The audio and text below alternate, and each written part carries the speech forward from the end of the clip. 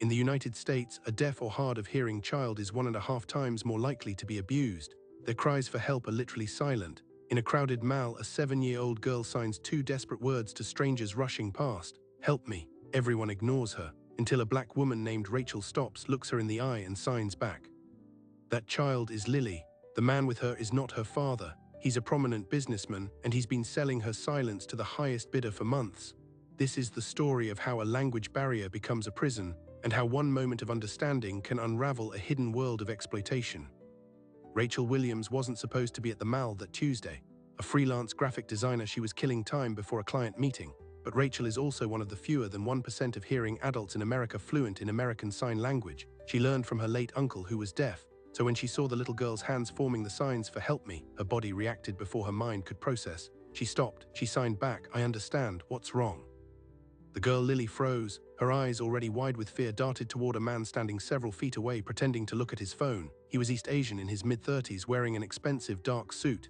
He had the polished look of a tech executive or a financier. He was the man from The Hook. Lily's hands moved again, faster, more frantic. "Not my dad. Bad man. He hurts, takes pictures." A cold knot tightened in Rachel's stomach. This wasn't a lost child. This was a coded distress signal from a captive. Rachel kept her expression neutral, a friendly smile for anyone watching. She signed slowly, clearly. "My name is Rachel. I will help you. Is he listening?" Lily shook her head almost imperceptibly. "He thinks I'm stupid. He thinks I can't talk to anyone." The man, who would later be identified as Alex Chen, glanced over. His smile was pleasant, but his eyes were like chips of flint. He approached. "Is there a problem?" he asked, his voice smooth. "My daughter is deaf. Sometimes she gets confused in crowds." Rachel's heart hammered. Every instinct screamed to grab Lily and run, but she knew that was how tragedies happened. He had the law, the appearance of authority, on his side. She was just a random black woman causing a scene. She smiled back, turning her body slightly to block his view of Lily's hands. "No problem at all. I know a little sign. I was just asking if she liked the fountain." She gestured to the water feature nearby. Alex Chen's smile didn't reach his eyes. "That's very kind. Come along, Lily." He reached for the girl's hand. Lily flinched, a full-body recall that was invisible to anyone not looking for it, but she took his hand. As he led her away, she looked back at Rachel, her fingers forming one last sign behind her leg. A letter. H. Then she was gone, swallowed by the crowd. Rachel stood rooted to the spot, her blood running cold. H. Help, home, hurt. It was a lifeline tossed into a hurricane. She fumbled for her phone, her hands shaking. Who do you call? A security guard? To say what? A well-dressed man was walking with his deaf daughter. The police? With what evidence? A gut feeling and a hand gesture. But the statistics she'd read once flooded back. Deaf children are 1.5 times more likely to be abused. Perpetrators are often caregivers. The isolation is the point. A child who can't communicate is a child who can't tell. She opened her notes app and typed everything. The time, the location, the man's description, Lily's description, the signs. It was all she had. Meanwhile, Alex Chen ushered Lily into a private elevator leading to the mall's luxury parking garage. The pleasant facade vanished. "What did you say to her?" he demanded, his voice low and sharp. Lily stared at the floor, trembling. He gripped her chin, forcing her to look at him. "You think someone can help you? No one understands you. You are nothing without me." He wasn't just a trafficker, he was her legal guardian, a fact that would become the central fortress of his operation. Alex Chen was a ghost in the system. A wealthy importer with no criminal record, generous donor to local charities, including one for deaf children. He had adopted Lily from a struggling relative overseas a year prior, paperwork perfect. To the world, he was a saint. In private, he was a curator of misery. Lily was his most valuable asset precisely because of her disability. His clientele paid a premium for the taboo, for the absolute control her silence afforded. She wasn't just trafficked, she was custom-made for it.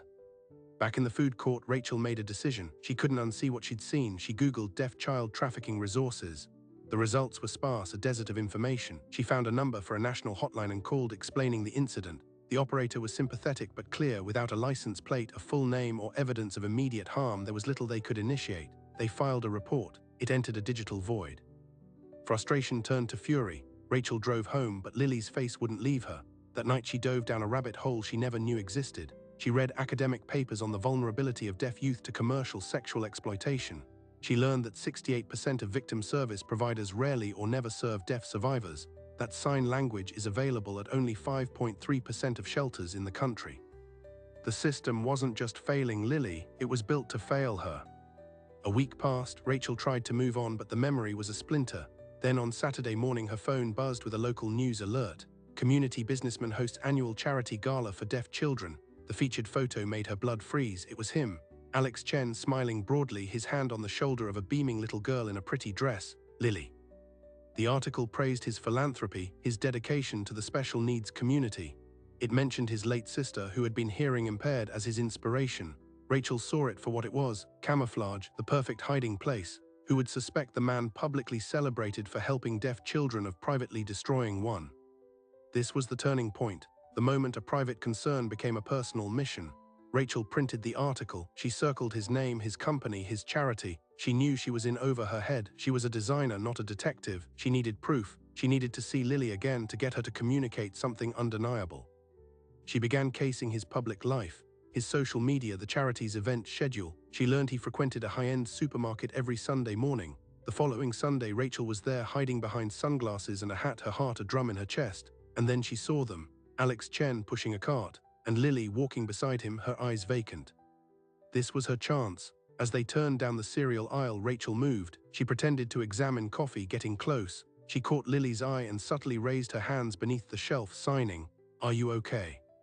Lily's head whipped toward her. Hope, then terror, flashed across her face. She glanced at Alex, who was comparing 2 boxes of granola. Her hands moved, quick and hidden by her body. "No, he sells me. Hotel tonight, please." Then Alex Chen turned, his eyes locked not on Lily but on Rachel. He'd seen the reflection in the stainless steel tea kettle beside him. The friendly mask dissolved into something terrifyingly calm. He knew she could sign. He knew she was talking to Lily. In that frozen second in the silent, fluorescent-lit aisle, Rachel realized the terrible truth. She wasn't hunting him. He was now aware of her. And a man who traffics children has everything to lose and nothing to stop him from eliminating a threat.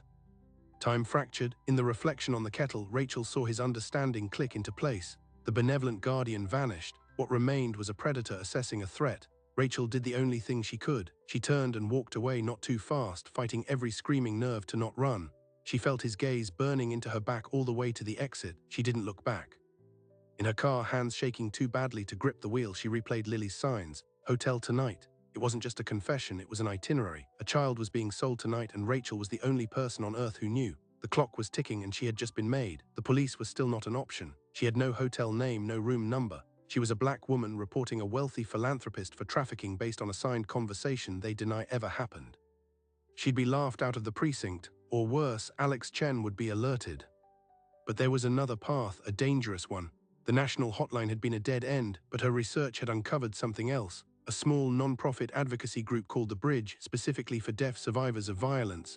Their website stated they had certified deaf advocates. It was a thread. She called. This time the response was different. The woman who answered, Elena, listened without interruption.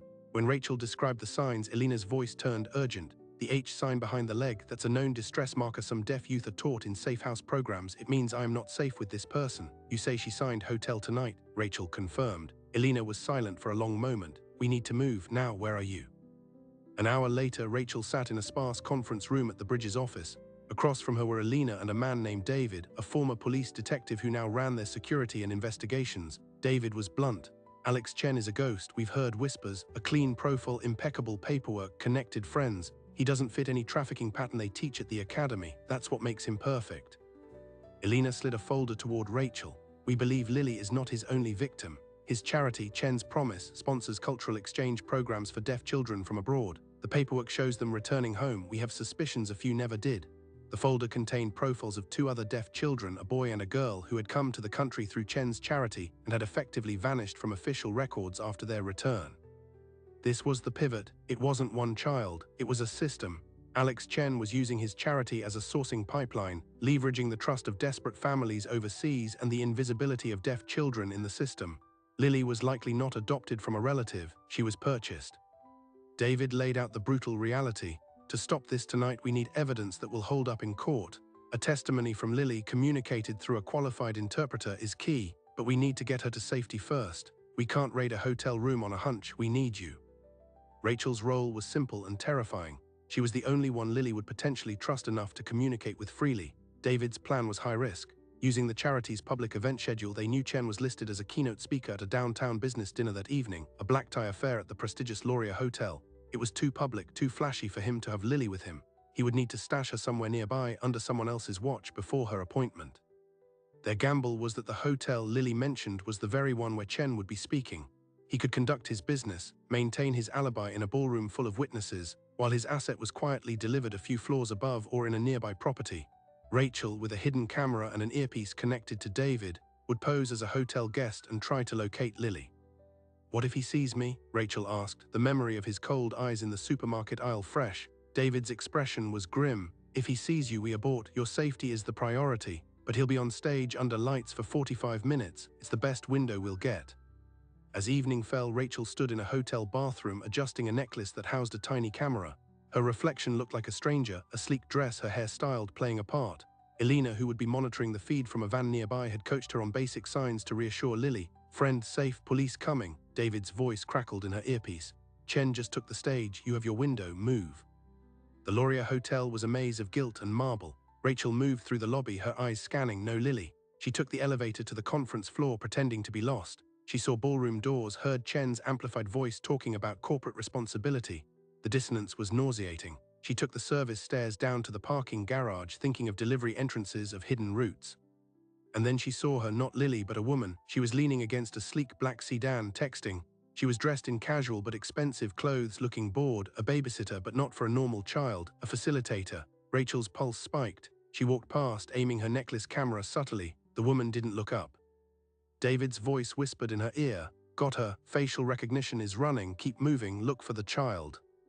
At the far end of the garage near a freight elevator, Rachel saw a second woman. This one was more alert, packing, guarding something. The elevator door was closed, but a small out-of-order sign was placed in front of it. Too convenient, Rachel's mind raced. A secured, isolated point. She pretended to be frustrated with the out-of-order elevator, sighing loudly. The guard woman glanced at her, then away, disinterested.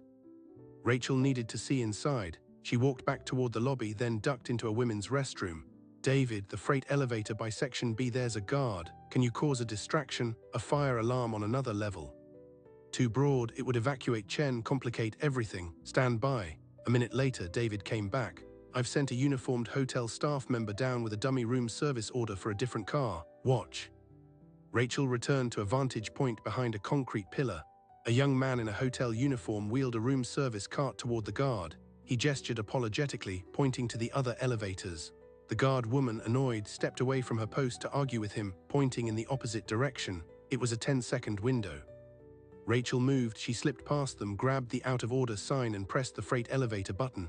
The doors groaned open. Inside, on the floor, wrapped in a blanket, sat Lily. She looked up, her eyes hollow with terror. Then she recognized Rachel. Hope shattered the emptiness in her face.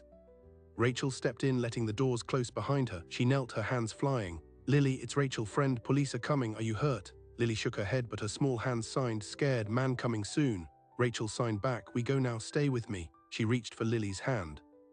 The elevator doors didn't open. Rachel pressed the button for the lobby. Nothing. The control panel was dead. They were in a metal box, a trap. David's voice was frantic in her earpiece.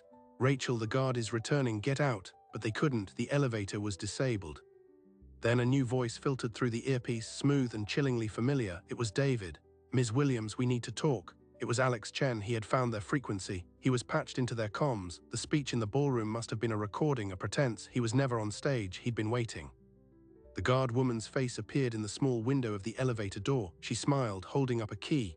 The elevator jolted to life, but it didn't go to the lobby. It began to descend down into the hotel's sub-basement. Rachel held Lily close, her mind racing. They were not rescuing anyone. They had walked into a container, and Alex Chen was now in control of where it would be delivered. The elevator doors opened not onto a dark basement, but into a softly lit, soundproofed antechamber. It wasn't a dungeon, it was a green room. And Alex Chen was waiting, holding 2 glasses of sparkling water. He looked utterly calm. "Welcome, Ms. Williams. I see you've brought my property back. That saves me a retrieval fee." Rachel pushed Lily behind her, her hands signing "stay back" without breaking eye contact with Chen. Her hidden camera was still live. Everything he said was being recorded. "Let her go, it's over, they know everything." Chen smiled, a genuine expression of amusement. "They know nothing, your friends in the van. Their signal died the moment this elevator moved. Localized jammer, very effective." He took a sip of water. "You are a remarkable problem, a random variable with a very specific skill set. I admire initiative. It's why I'm offering you a choice." He gestured to the room. It was furnished like a luxury waiting room. Plush chairs, a monitor showing the empty ballroom upstairs. "Walk away, leave the child. Your interference ends here. No charges for trespassing, no embarrassing headlines about a mentally unstable woman harassing a philanthropist. You return to your life and I return to my business." "Your business is selling children," Rachel spat, her voice steady despite the terror. My business is providing unique experiences to a discerning clientele who value privacy above all else. Lily is not a child in their eyes. She is a masterpiece of silence, a canvas, now your choice. Rachel's mind raced. David and Elena were cut off. The camera was likely not transmitting, but it was still recording. If she could get out with the footage, she needed to play for time to get Chen to talk. Why deaf children? She asked, buying seconds. Chen's eyes lit up with perverse pride. He loved explaining his genius. Leverage multiple layers. First, the communication barrier is the ultimate control. No pleading, no last-minute regrets whispered to a maid. Second, the families, often poor overseas, seeing a deaf child as a burden. They sign over guardianship for a better life and never ask questions. Third, the clients, the taboo is the product, the absolute unbreakable silence. He leaned forward. And fourth, the system. Who looks for a missing child who was never officially here? Who listens to a victim who cannot speak? It was a confession captured on the tiny camera in her necklace, but it was worthless if she was dead. The guard woman stepped into the room holding a sleek tablet. She showed it to Chen. His smile faded a fraction. It appears your detective friend is attempting a clumsy override of the hotel's security system. He has 10 minutes before hotel security detains him. Our timeline has moved up. He straightened his cuff.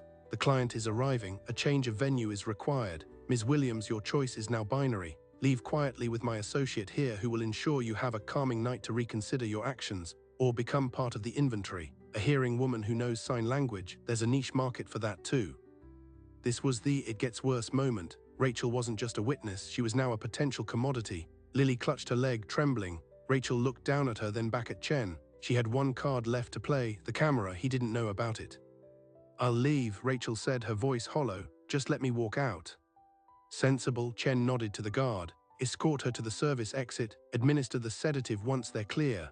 The guard woman, muscular and grim, grabbed Rachel's arm. But as she was pulled away, Rachel made one last sign to Lily, hidden in the fold of her dress.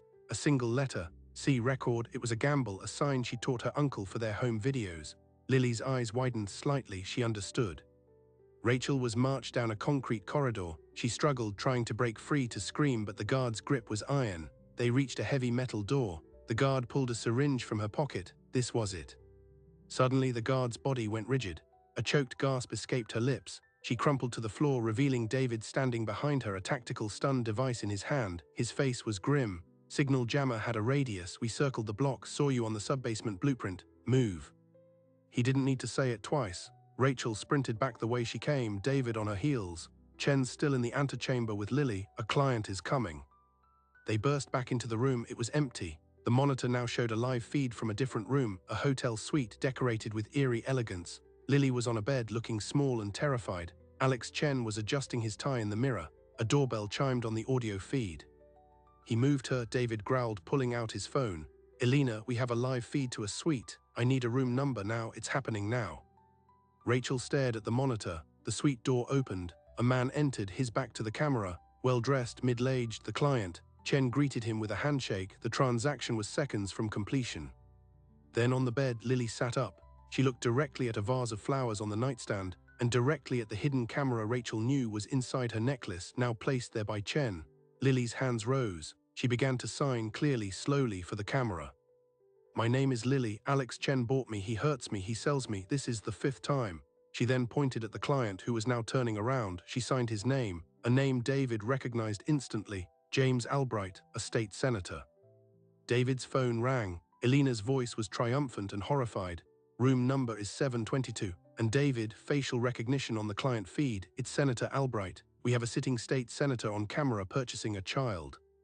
The scene on the monitor froze. Chen, noticing Lily's signing, moved toward her, his face contorted in rage. The screen went black. The feed was cut from their end.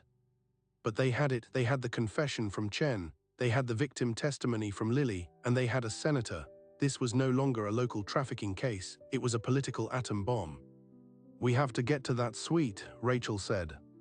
No, David countered, already moving. We call it in. Now, with what we have, we can get a tactical team. We go in there hot, people die, and evidence gets muddy. He was dialing a direct number to a federal contact at the Human Trafficking Task Force, one he trusted. But as he spoke, Rachel watched the empty antechamber. Chen had planned for everything. He had an escape route. He would have a contingency for a breach. By the time a federal team mobilized, he and the senator would be ghosts, and Lily would be gone forever, hidden deeper in a network they'd only glimpsed. The system was too slow. The legal pathway David advocated was the right one, but it was also the one Chen had already outmaneuvered. Rachel made a decision. She didn't have the law on her side. She didn't have a team. All she had was the one thing Chen's entire operation was built to exploit, the ability to communicate with his victim.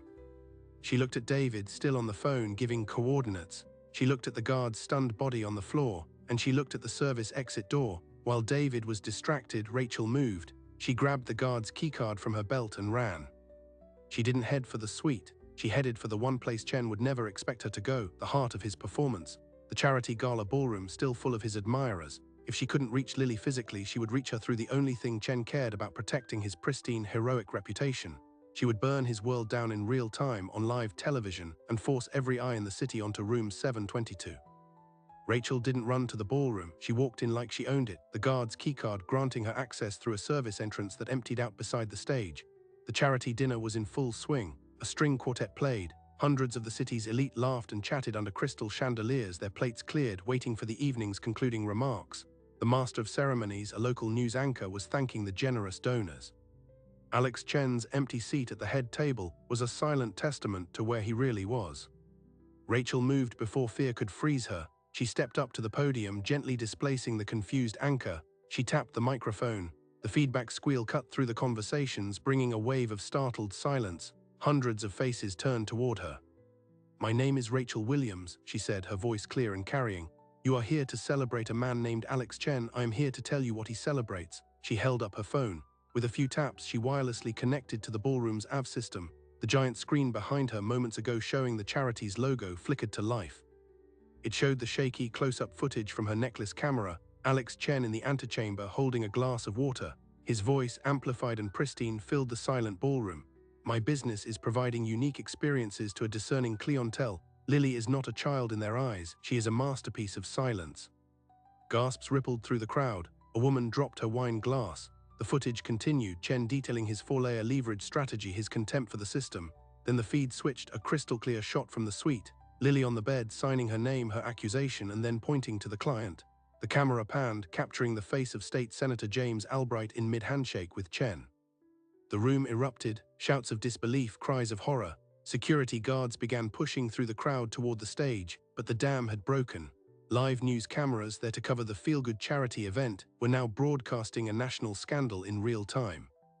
On screen, Chen noticed Lily signing. His face twisted into rage. He lunged toward her just as the feed cut to black. The screen went dark, but the truth was now a wildfire.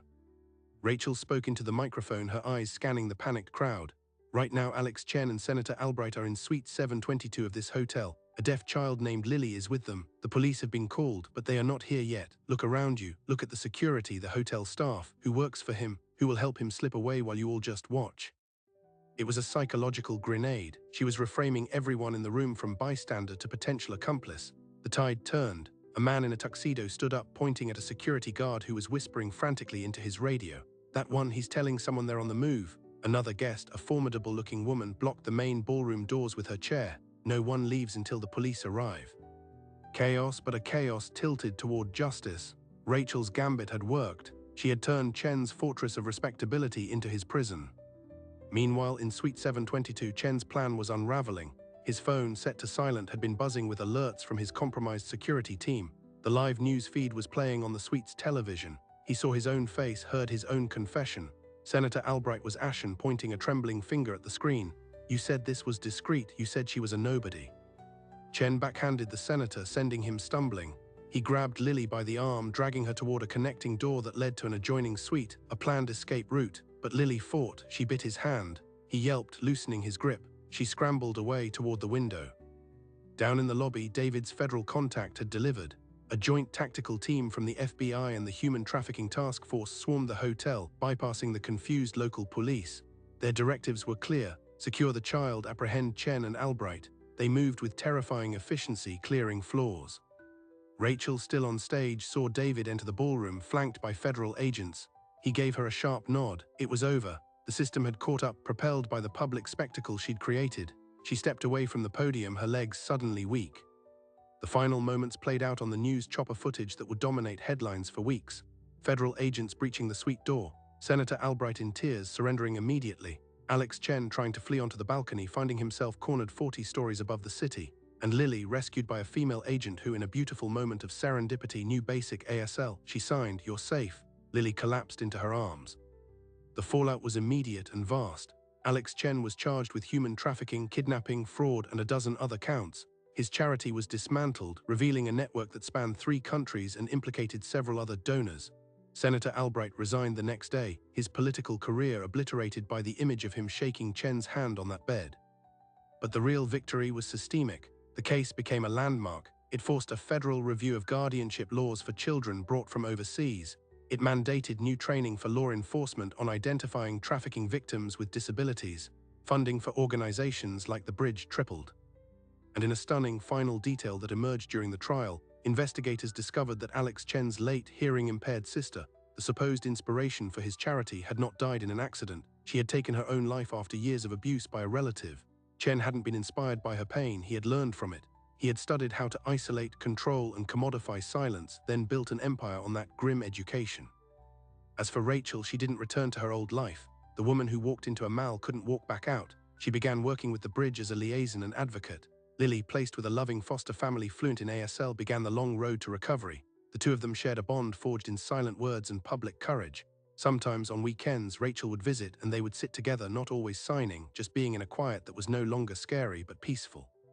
The story that began with a desperate sign in a crowded place ended not with a single rescue, but with a rupture in the darkness. It proved that the most powerful language isn't the one spoken the loudest, but the one listened to when it's whispered by hands in the silence. And that sometimes the bravest thing you can do is not just hear a cry for help, but become the answer. Alex Chen's empire was built on a simple, brutal calculation that a cry no one can hear is not a cry at all. For Lily and for the countless others like her, that calculation was their reality. We opened with a statistic: deaf children are 1.5 times more likely to be abused. That's not just a number, it's a blueprint for predators. It maps the vulnerabilities created by isolation, by communication gaps, by a system where 68% of service providers rarely or never serve deaf survivors. Rachel Williams shattered that calculation not with violence but with understanding. She didn't have a badge or a warrant. She had a skill learned from love and the courage to use it. This story forces a haunting question: how many pleas for help are happening right now in plain sight in a language we simply don't understand? In a mall, on a train, in a park. The difference between a tragedy and a rescue isn't always a hero. Sometimes it's a translator. The real victory here wasn't just putting a trafficker in prison. It was proving that his greatest weapon, silence, could be turned against him. Lily's testimony, delivered through her own hands, became the evidence that brought down a senator. Her silence was broken not by a sound, but by someone who finally knew how to listen. This is the lingering perspective. Protection isn't just about building stronger walls around the vulnerable. It's about building more bridges to them. It's about learning the languages of silence. It's about recognizing that the most profound dangers often hide in the gaps we've accepted as normal. If this story gripped you, if you believe that no one should be made invisible, then your voice matters. Hit that like button to amplify this message. Share it with someone who needs to see that hope can come from the most unexpected places. And subscribe, because we delve deep into the shadows to bring you stories where darkness doesn't get the final word. Until next time, look closer. Listen with more than your ears. You never know who might be signing for their life.